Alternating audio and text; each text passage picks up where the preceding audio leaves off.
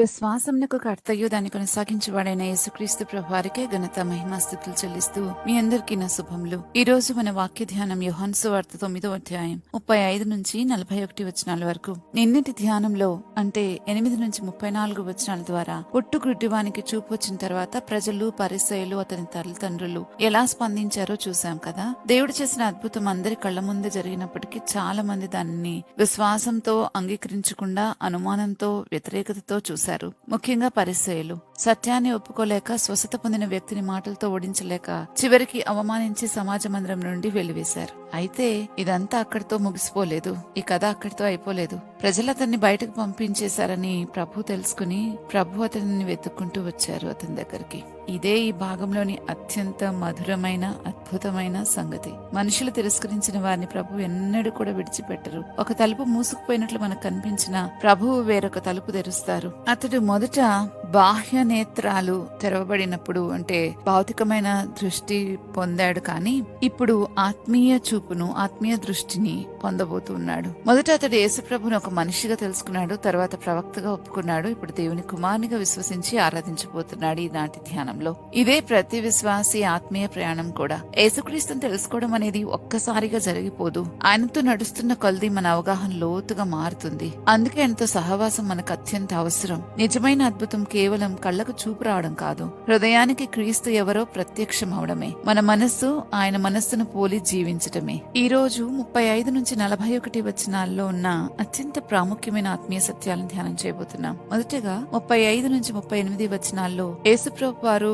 వెలివేయబడిన ఆ వ్యక్తిని వెతుక్కుంటూ రావడం మనం గమనిస్తాం. సమాజ మందిరం నుండి వెలివేయబడిన ఆ వ్యక్తిని గురించి యేసుప్రభు విన్న వెంటనే ఆయనే స్వయంగా అతన్ని వెతుక్కుంటూ వచ్చారు. ఈ విషయాన్ని మనం 35వ వచనంలో చూస్తాం. పరిసయ్యులు వారిని వెలివేసిరని యేసు విని వారిని కనుగొని, నీవు దేవుని కుమారుని యందు విశ్వాసం ఉంచుచున్నావా అని అడిగినట్లుగా మనం గమనిస్తాం. ఇది నిజంగా ప్రభు యొక్క మనసేంటో మనకు తెలియజేస్తా ఉంది. మంచి కాపర్ ఎప్పుడైనా సరే తప్పిపోయిన గొర్రెను వెతుక్కుంటూనే వెళ్తాడు. తిరస్కరించబడిన వారిని కూడా మన ప్రభు అలాగే వెతుకుతారు. మనుషులు వెలివేసిన, దూరం చేసిన యేసుప్రభు మాత్రం ఎంతో దగ్గరగా వారిని తీసుకుంటాడు. ప్రభు అతన్ని చూసి, నువ్వు దేవుని కుమారుని యందు విశ్వాసం ఉంచుచున్నావా అని అడిగినప్పుడు అతడు చాలా విధేయతతో, అందుకు వాడు, ప్రభువా, నేను ఆయన యందు విశ్వాసం ఉంచుటకు ఆయన ఎవరు అని అడిగాడు. ఇది నిజమైన శిష్యుని లక్షణం. తెలిసిన దానితో గర్వపడకుండా ఇంకా తెలుసుకోవాలని కోరుకోవడం. ఈ వచనాన్ని మనం గమనించినప్పుడు మనకు అర్థమవుతుంది, నిజంగా ఎవరు అనే సంగతిని తెలుసుకుని దాన్ని బట్టి ముందడుగు వేయాలి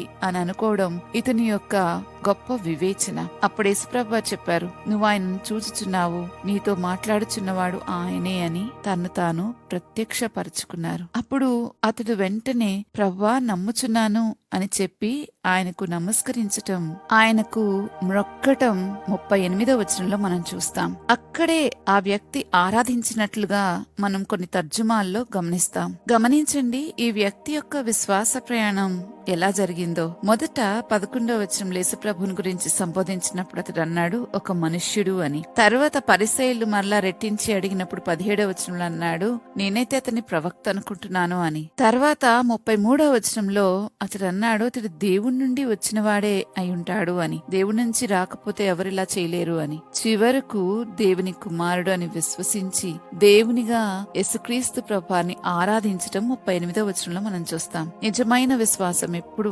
ఆరాధించటానికి ఇష్టపడుతుంది. అంతేకాదు, ఈ వ్యక్తి అంచెలంచెలుగా యేసు ప్రభువారిని తెలుసుకోవడం మనం ఇక్కడ గమనిస్తున్నాం. ఎవరికి ఒక్కసారే దేవుని గురించిన సంగతులు తెలియవు, అర్థం కావు కూడా. Step by step, one step at a time అని ఎప్పుడు నేను అంటాను. ఎందుకంటే ఒక విషయాన్ని మనం తెలుసుకుని దాని ప్రకారం జీవించినప్పుడు మాత్రమే మనకు ఆ తెలియబడిన విషయంలోని శక్తి మనకు అనుభవం అవుతుంది. అప్పుడు మరింత ఉత్సాహంతో, ఇంకా ఎక్కువ విశ్వాసంతో మనం ముందుకి కొనసాగగలుగుతాం. అందుకే బాప్తిసం తీసుకున్న ఒక వ్యక్తి అప్పుడే పుట్టిన వ్యక్తిగా లేఖనాలు ఆ వ్యక్తిని చూస్తూ ఉన్నాయి. దేవుడు కూడా అలాగే ఆ వ్యక్తి పట్ల కనికరం కలిగి ఉంటారు. ఒక్క ఒక్క రోజులో ఏ విశ్వాసి పరిణితి చెందలేడు. అది క్రమంగా జరగాల్సిన విషయం. అందుకే లేఖనాల్లో మనం గమనించినట్లయితే మనకు కనబడుతుంది, ఒక వ్యక్తి రక్షణ పొందుకున్న తర్వాత ఆ రక్షణలో ఎదగాలి అని పేతురు తన మొదటి పత్రిక 2వ అధ్యాయం 3వ వచనంలో రాస్తా ఉన్నాడు. క్రొత్తగా జన్మించిన శిశువులను పోలిన వారై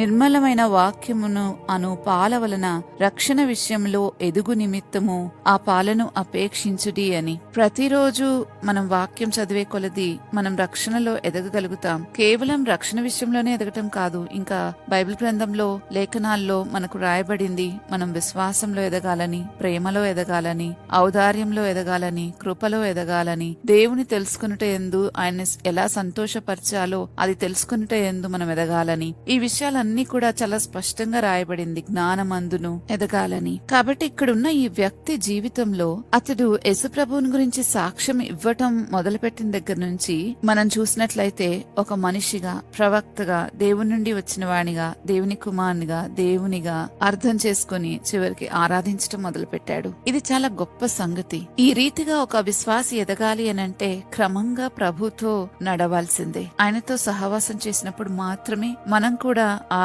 రీతిగా ఎదగగలం. ఇంకా తర్వాత విషయానికి వస్తే 39 నుంచి 41 వచనాల్లో ఆత్మీయ అంధత్వంపై ప్రభువు ఏ తీర్పును చెప్పారో మనకు అక్కడ కనబడుతుంది. 39వ వచనంలో ప్రభు అంటున్నారు, చూడని వారు చూడవలెను, చూచువారు గుడ్డివారు కావలెను అన్న తీర్పు నిమిత్తము నేను ఈ లోకమునకు వచ్చి తినని చెప్పాను అని. ఈ మాట ఇక్కడ ప్రభు మాట్లాడుతుంది భౌతికమైన దృష్టిని గురించి కాదు గాని ఆత్మీయ దృష్టిని గురించి. తనకి ఏమీ తెలియదని ఒప్పుకుని క్రీస్తు వద్దకు వచ్చే వారికి ఆయన వెలుగునిస్తాడు. కానీ మాకు అన్నీ తెలుసు అని గర్వపడేవారు తమ అంధత్వంలోనే ఉండిపోతారు. అక్కడ ఉన్న కొందరు పరిసయ్యులు మేమును గుడ్డివారమా అని అడిగారు. అప్పుడు ప్రభు అన్నారు, అందుకు యేసు, మీరు గుడ్డివారైతే మీకు పాపము లేకపోవును గాని చూచుచున్నామని మీరిప్పుడు చెప్పుకొనుచున్నారు గనక మీ పాపము నిలిచి ఉన్నదని చెప్పెను అని చివరి వచనంలో, అంటే 41వ వచనంలో మనం చూస్తాం. ఇక్కడ ప్రభు మనకు తెలియజేస్తుంది ఏంటంటే అజ్ఞానం కంటే కూడా ప్రమాదకరమైనది ఆత్మీయ గర్వం. దాంతో వారి కనులు మూసుకుపోయాయి. కాబట్టి వారు గుడ్డివారైనప్పటికీ కూడా వారు మేము చూస్తున్నాం, మాకు అన్నీ తెలుసు అని అనుకుంటున్నారు. కానీ వారి గుడ్డితనాన్ని వారు అర్థం చేసుకోలేకపోతున్నారు. తమకు అవసరం ఉందని గుర్తించిన వాడే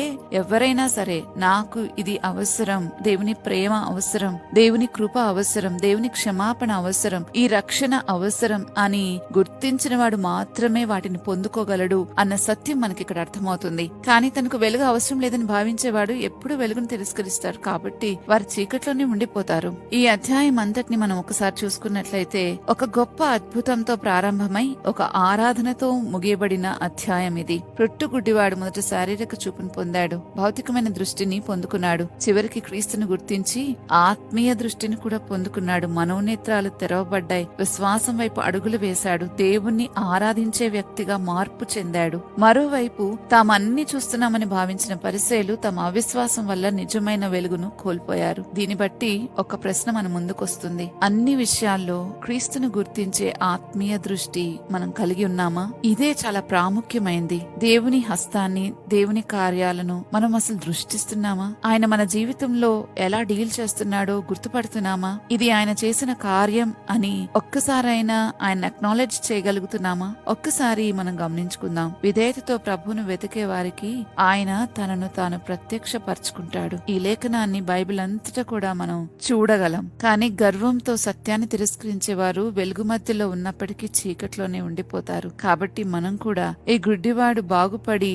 ఎలాగైతే తన ఆత్మీయ ప్రయాణంలో ఎంతో ఎత్తుకు ఎదగగలిగాడో, ఆరాధించగలిగాడో, మన జీవితాన్ని కూడా అలా ప్రభుని ఆరాధించే జీవితంగా మార్చుకోవటానికి ప్రయత్నం చేద్దాం. అందుకోసమే ప్రభు ప్రతిరోజు మనతో మాట్లాడుతా ఉన్నారు. ఆయన మనకు చాలా దగ్గరగా ఉన్నారు. ఆయన మనలో ఉన్నారు, మనతో ఉన్నారు. కాబట్టి మనం జాగ్రత్తగా ప్రతి విషయంలో ఆయన యొక్క గుణగణాలను ప్రచురపరచడంలో ఎంత మాత్రం నిర్లక్ష్యం చూపించకుండా ఆయన లాగా బ్రతకడానికి నిర్ణయించుకుని అలాగా శ్రమిద్దాం. అప్పుడు యేసుక్రీస్తు యొక్క కృపయు, దేవుని ప్రేమ, పరిశుద్ధాత్మ సహవాసము మనందరికీ తోడై ఉంటుంది. ఆమెన్. ప్రార్థించుకుందామా? విశ్వాసంనకు కర్తయుదని కొనసాగించువాడమైన మా ప్రభు నీకు స్తోత్రాలు చెల్లిస్తున్నాం. ఈ రోజు మీరు మాతో మాట్లాడిన సంగతులను బట్టి మిమ్మల్ని ఎంతగానో స్తుతిస్తున్నాం. ఈ 9వ అధ్యాయం ధ్యానాల ద్వారా మాకు మనుషుల యొక్క మనస్తత్వాలు ఎంత విభిన్నంగా ఉంటాయో తెలియచేసి, మేము ఎలా ఉంటే మాకు మేలుకరమో మాతో మాట్లాడి మాకు బోధించినందుకు మీకు వందనాలు తండ్రి. ఆ రీతిగా ఉండడానికి నీకు ఇష్టంగా నీకు అనుకూలంగా పవిత్రంగా బ్రతకడానికి మీ కృప మాకు ఎంతైనా అవసరం గనక ఆ కృపను కుమ్మరించండి. పరిశుద్ధాత్మ శక్తిని దయచేయండి. ఆత్మ నడిపింపును మాకు సమృద్ధిగా నివ్వమని వేడుకుంటున్నాం. తెలియచేయబడిన ఈ సంగతులు మేమన్నిటికీ మరువకుండా నాయన ప్రతి విషయంలో నీ మనస్సేంటో గ్రహించడానికి కృప చూపమని, మేము మనుషుల చేత వెలివేయబడినప్పుడు, త్రోసివేయబడినప్పుడు నిజంగా నీవు మాకు అత్యంత సమీపంగా ఉన్న రోజులు అవేనని గుర్తు చేసుకుని కృతజ్ఞతా భావంతో ఆరాధిస్తూ బ్రతకడానికి కృప చూపమని వేడుకుంటూ ఈ మనలన్నీ యేసుక్రీస్తు ప్రభువారి నామంలో బ్రతిమాలుతున్నాము తండ్రి. ఆమెన్. రేపటి ధ్యానంలో మరలా తిరిగి కలుద్దాం. అంతవరకు దేవుని కృప మనందరికీ తోడైనను గాక. ఆమెన్.